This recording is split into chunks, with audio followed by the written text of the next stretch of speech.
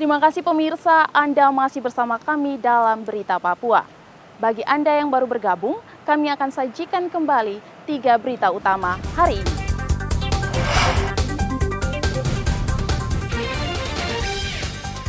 Satgas Damai Kartens menangkap seorang anggota organisasi Papua Merdeka di Mimika. Seorang warga negara asing asal Papua New Guinea diringkus polisi di Jayapura karena membawa ganja. Bocah penderita hidrosefalus di Merauke membutuhkan bantuan.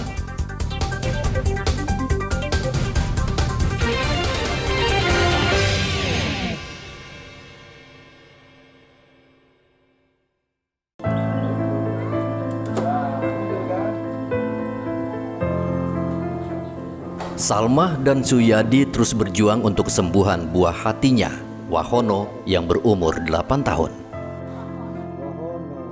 Putra pasangan suami istri yang tinggal di Merauke ini menderita hidrosefalus atau pembesaran pada bagian kepala. Kendati bekerja serabutan, Suyadi tidak patah semangat. Ia bekerja keras untuk mendapatkan uang agar bisa mengobati anaknya, walaupun ia tahu biaya untuk mengobati anaknya sangat besar. Sejak 8 bulan lalu, Wahono sudah terdeteksi mengidap hidrosefalus melalui USG. Setelah lahir, kepala Wahono terus membesar. Berbagai upaya pengobatan sudah dilakukan, namun tidak membuahkan hasil. Ibu, ketahuannya kalau Wahono seperti ini memang sejak lahir atau seperti apa, Ibu? Sudah di USG. USG. Sudah kelihatan kepalanya begini ya, besar ya? Kelihatan. Waktu itu kepalanya dia masih kecil apa sudah besar seperti ini? Masih kecil. Masih kecil? Iya. Makin hari makin? Besar. Makin besar ya.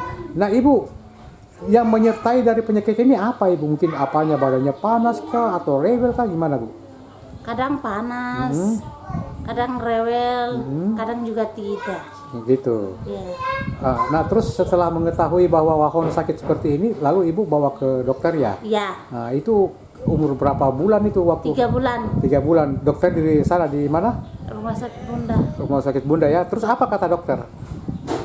Kada dokter bilang itu bisa diobatin, tapi kita nggak punya kendaraan.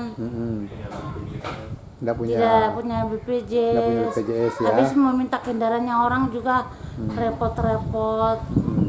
Kadang juga tidak, kadang juga mau. Aku minta bisa dari pemerintah bisa bantu supaya anak saya bisa sembuh yang baik. Supaya aku punya senang punya anak yang sehat. Amin. Wahono adalah putra kedua, sementara kakaknya tumbuh sehat dan normal. Saat ini usianya sudah 4 tahun. Pasangan ini berharap pemerintah atau pihak tertentu menolong mereka untuk meringankan biaya pengobatan anaknya. Muhammad Ridwan melaporkan dari Merauke, Papua Selatan.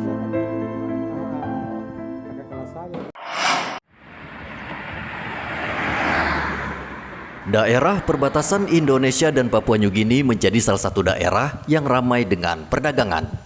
Seperti di distrik Sota, kegiatan perdagangan di daerah ini terus meningkat karena kehadiran warga negara Papua New Guinea yang mencari nafkah di wilayah perbatasan Indonesia. Warga asal Papua New Guinea ini berjualan cenderamata seperti baju, celana, hingga tas pinggang dengan corak dan khas Papua New Guinea. Mereka menjual dagangan di sekitar kawasan Tugu perbatasan yang ramai dengan wisatawan lokal maupun dari luar Papua. Harga barang yang dijual tidak terlalu mahal, antara 100 hingga 200 ribu rupiah. Ini sudah jualan lama di sini? Iya. Sudah jualan berapa lama ini? Sudah sering ya jualannya? 6 tahun. 6 tahun. Biasa masuk ke Indonesia juga? Ya, Biasa bikin apa masuk ke Indonesia? beli barang-barang di situ. Baru bawa ke sini untuk jual. jual juga di penjara sini ya. Cukup membantu ya. Ini sekarang lagi jualan apa? Jualan ini baju-baju nih. PNG baju, tas, Gitu. kepala ikatan. Gini ya. Seringkali warga Papua New Guinea nekat menyeberang ke wilayah Indonesia untuk berjualan ikan dan ubi. Kadang mereka barter dengan menukar hasil bumi mereka dengan sembako Indonesia. Mereka menggunakan pas lintas antar negara agar bisa melintasi perbatasan. Kalau mau menyeberang ke Indonesia bisa? Bisa. Biasa diperiksa juga? Ya, Agak rumit tidak? tidak. Biasa ke Indonesia pasien bawa apa? Jualan atau gimana? Bawa jualan Bawa jualan, jual di situ ya. Biasa bawa barang apa saja? ikan, Ikan ya, singkong. ya. Kesempatan ini juga dimanfaatkan pedagang Indonesia. Mereka juga menjajakan dagangan mereka hingga masuk ke wilayah Papua New Guinea dengan menggunakan pas lintas batas. Kegiatan perdagangan antara warga dua negara sudah berlangsung lama dan semakin hari semakin meningkat. Muhammad Ridwan melaporkan dari Merauke, Papua Selatan.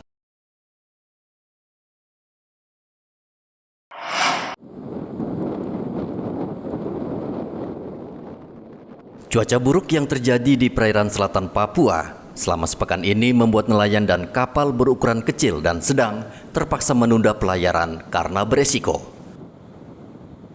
Namun BMKG Merauke telah mengizinkan nelayan untuk melaut kembali karena air pasang selama 3 hari ke depan akan mereda. Tentu ini kabar baik, khususnya nelayan yang selama beberapa hari menganggur karena takut melaut.